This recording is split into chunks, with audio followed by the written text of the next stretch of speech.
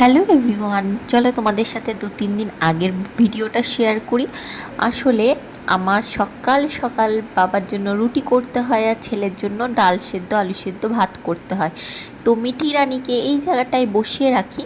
এই জায়গাটায় বসে আমার বেশ কাজকর্ম দেখে, তার সাথে কিছু কিছু জিনিস নষ্টও করে সেটাই। তো এদিকে আমি ছেলেকে করতে দিয়েছিলাম হোমওয়ার্ক, আর এই যে মেয়েটা স্কুলে পড়ে গিয়ে কেমন পাটায় রক্ত জমিয়ে ফেলেছে, তো ওকে নিয়ে যাব ডক্টরের কাছে।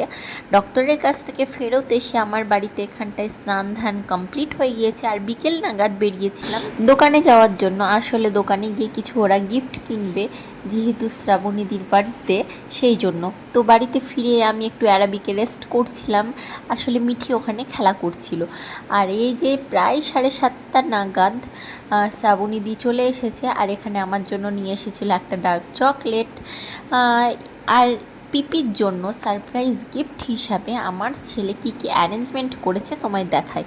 তো ফার্স্ট নেল পলিশ, তারপর রিমুভার, তারপর একটা গ্লস, আর তার সাথে বানিয়েছিল নিজের হাতে এই বার্থডে কার্ডটা। এটা ব্যাগ সিস্টেম, আর এখানটায় ছোট্ট একটা মেসেজ, পিপি এটা তোমার জন্য ছোট্ট একটা গিফট, এই আর কি।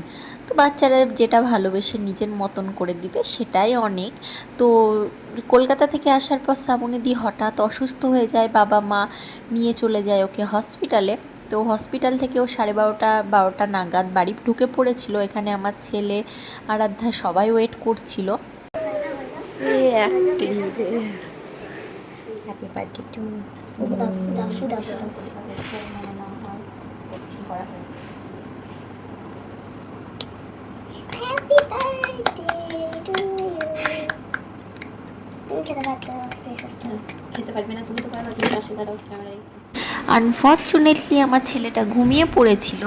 তো এখানটায় আমি আরাধ্যা জেগেছিলাম। আরাধ্যাও নিজের হাতে একটা ছোট্ট কার্ড বানিয়েছে, তার সাথে ওর মায়ের জন্য খুব সুন্দর একটা গিফট কিনেছে, আর অনেক কিছু লিখেছে। তো সেগুলোই পড়ে পড়ে শোনাচ্ছিল আর কি।